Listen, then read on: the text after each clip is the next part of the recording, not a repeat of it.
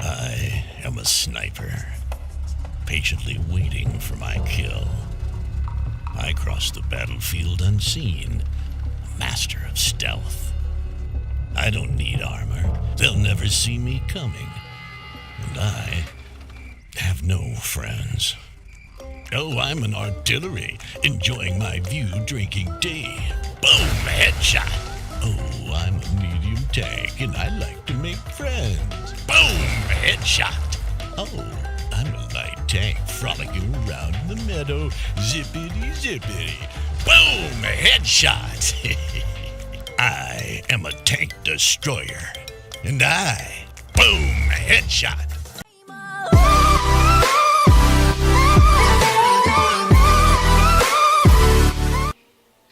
Boom! Headshot! So you want to play a tank destroyer, and I don't blame you at all. Tank destroyers are hands down my favorite class in World of Tanks. Probably because when I came to World of Tanks, I came from World of Warcraft, where I used to play ranged DPS all the time. So it was a natural fit for me to play the sniper role, the guy in the back that's killing tanks when they can't even see where he is. So that being said, I did some research when I came over, and I realized, well, the Germans have the best accuracy, so I went up the German line. I got to tier 5, and like I said in previous videos, a good player had pulled me aside and said, hey, listen, hang out in the middle tiers, learn how to play the game there, and get your crew skills up. Well, I think I hung out a little too long. I ended up playing 13,000 games in the Stug overall. I got my crew skills up to 7 on each crew member.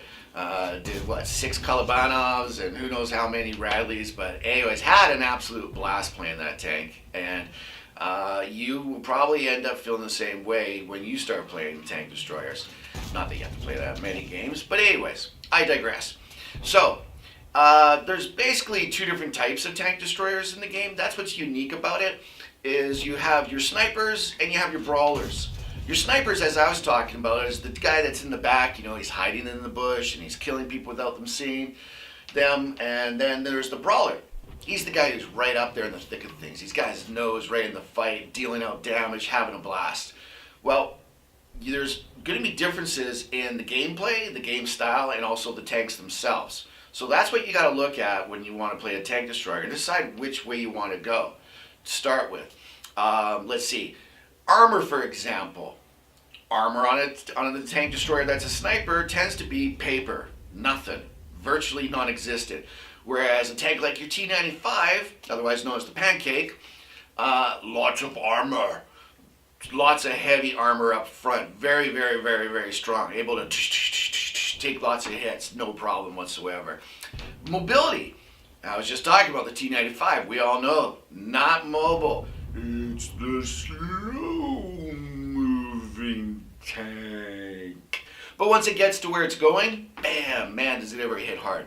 Whereas your sniper TD, on the other hand, they tend to, not always, but in most cases, have good mobility and can move from one point to another point if they want to, resituate themselves after being spotted. Then there's the reload times. Not always, but in general, your sniper tends to have a faster reload time with less damage. And then your brawler tends to have a slower reload time with more damage, although it ends up averaging out between the two at the end of the day. Then, of course, there's your camo rating. Your sniper TDs almost always have a very high camo rating, whereas the brawlers, not so much. They're so big, how do you hide that behind a little tree? So that's why their camo ratings tend to drop a little bit. But both tanks basically play the same way in as that they support the other tanks. That's what a good tank destroyer is going to do. First, let me talk about the sniper.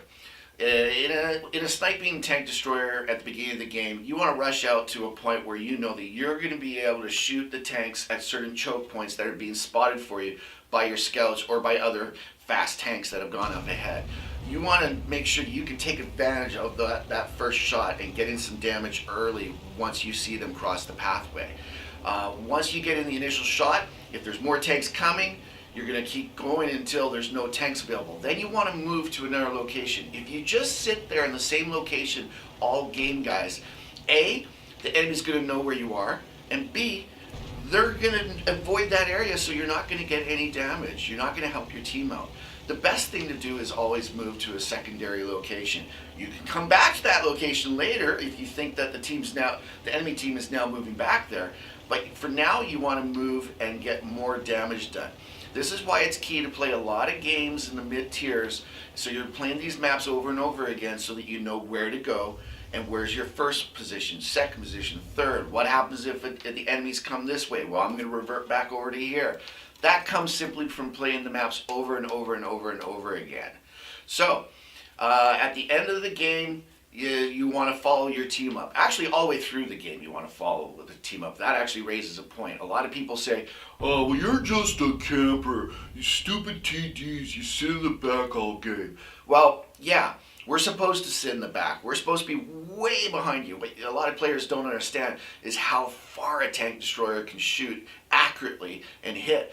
I mean, with my Stug, I could basically hit the gun hole 4 or 5, even 6 squares on the map. And if you know how the mini-map and the map system works, that's a long, long, long way. That being said, sometimes your team is going to YOLO, or your team's just going to push early. Whatever it is, they start moving up forward. Well, you can't hang out back, and that's who they're talking about, is the guys who just sit there and go, I'm not moving. No, that's not the way you play. You have to move up with your team. If your team moves up, using the rings on your mini-map, you keep within the spotting distance so that you can sit there and keep killing whatever they're lighting, but yet not being spotted. Okay, so it's not about always staying in the back. It's staying in the back depending on where your team is going. Then, of course, by the end of the game, it's always a mop-up session. If your team's doing really well, there's only like 4 tanks left when the light tanks are swarming in for their kills. At the same time, if you've got good mobility, I personally, sometimes on my TDs, I'm flying up there and I'm just passing the mediums and the heavies and going up there and killing off the SPGs with the light tanks. So you can get a lot of damage at the end of the game too. On the other hand, when you're playing the brawler, that's a little different because most of these brawlers are slow tanks. You tend to read the jokes in the chat where it says, I'll be over at B5 and I'll see you in 5 minutes because they're slow. And that's just the way it is.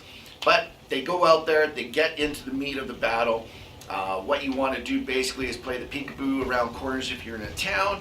You want to be beside the heavies and the mediums by supporting them. Get out of their way, stay in the back of them, always come out onto their sides after they've shot, let them basically control the game and the rhythm, and you're just there to help them out. Yes, there's times where, like, say you're in a T95 and you're swarmed by tanks and you end up killing everybody and you're the strongest tank there, so yes, you should be the one at the front. Guys, these videos are meant for people who are just beginning to play the game. So I know that there's a million different instances that can happen, but in most cases you want your TDs to be supporting, and you don't, as a heavy in a mouse for example, you don't want some TD pulling up in front of you and blocking your way. That's not the idea. So that's why I say try to support all your other tanks when you're in a TD and you're a brawler.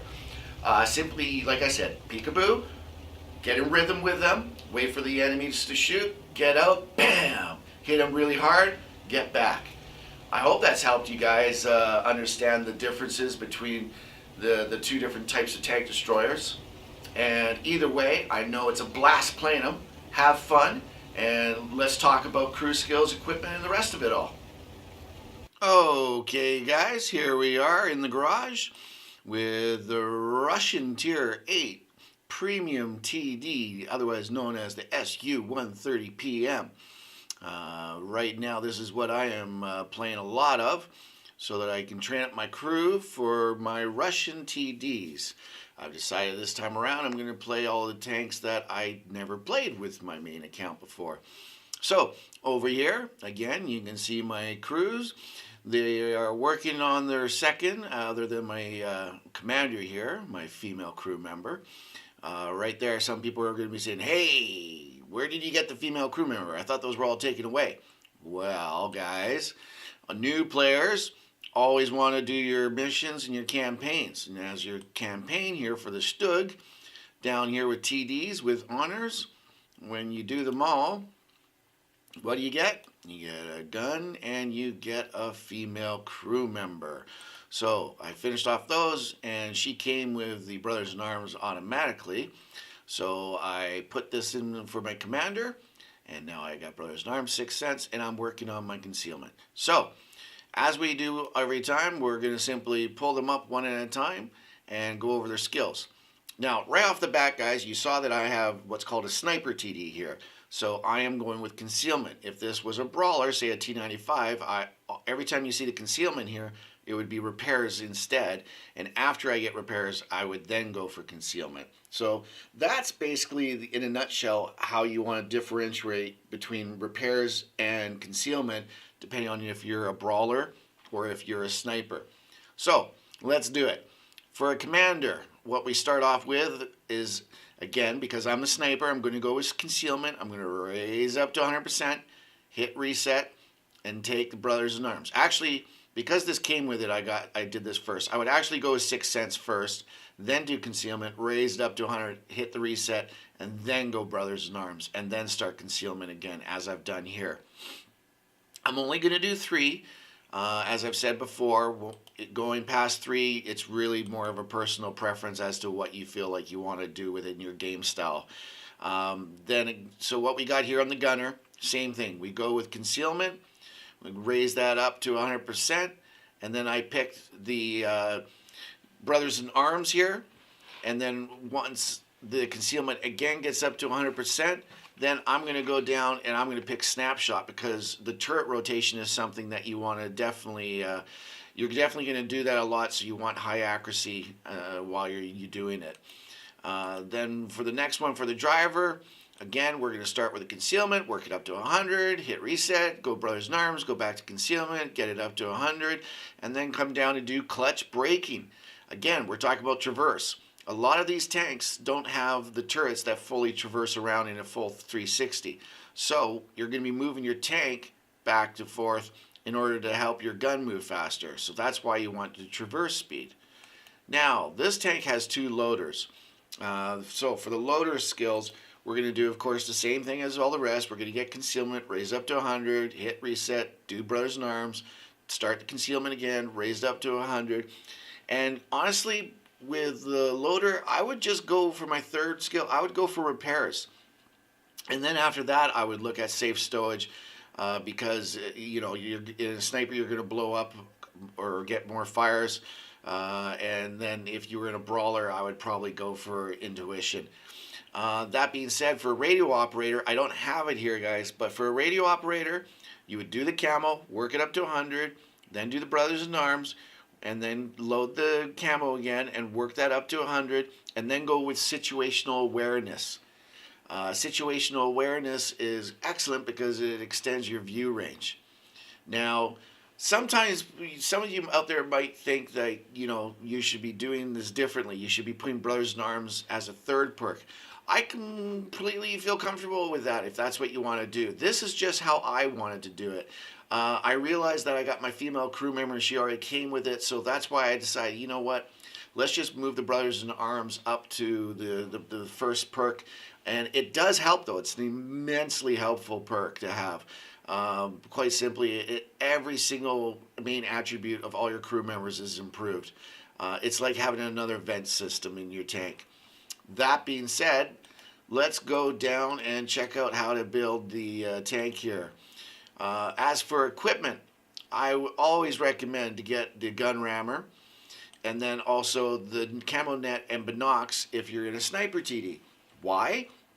Shoot faster, have better concealment, have better view range. Those are the 3 things you want if you're going to be a sniper. And I tell you, the gun rammer has helped me out huge. Lots of times I've had tanks bearing down on my location, and I've just been able to squeak out the last kill shot just in time because my tank was shooting faster than the normal SU-130 PM.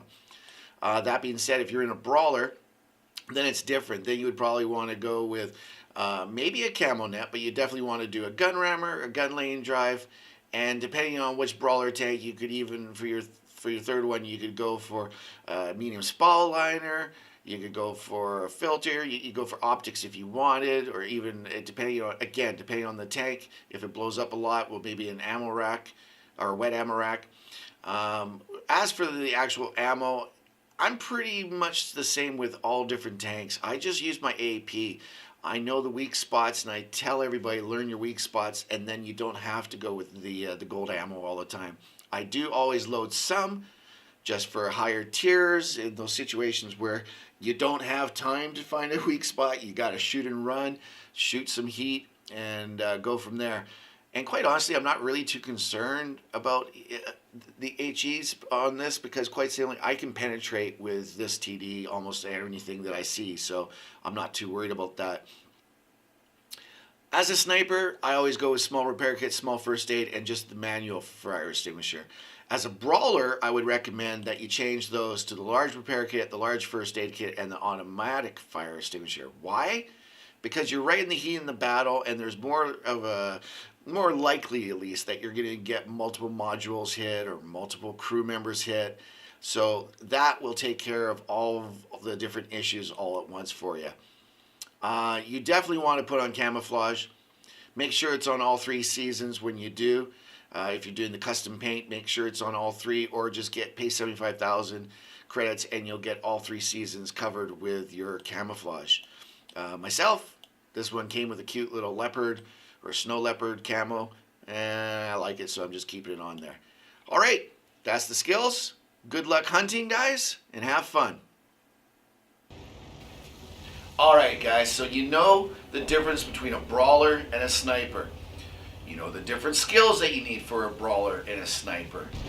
You know the way you're going to play the tank. You know which country you want to play. So now all you got left to do is to actually go and do it. Jump in your tier 1 and work your way up to tier 10. Remember, guys, as I always say, hang out in those magic tiers between tier 4 and tier 6. Find that TD that feels really good and special to you, and just get a couple thousand games in there. Get your crew skills up so that you got about 3 skills on each crew member before you progress up to tier 10. That way you're going to be more successful and have a better chance of being competitive. So get out there and have fun. Oh, and one other thing, guys. To everybody who's subscribed to my channel, thank you very much. I'm now over 20 subscribers. So, I hope you like the videos. I hope you find them informative and entertaining. If you do like them, give them a thumbs up. And if you want to be notified whenever I put up a video, hit that subscribe button. Till the next time, guys, cheers. Boom! Headshot!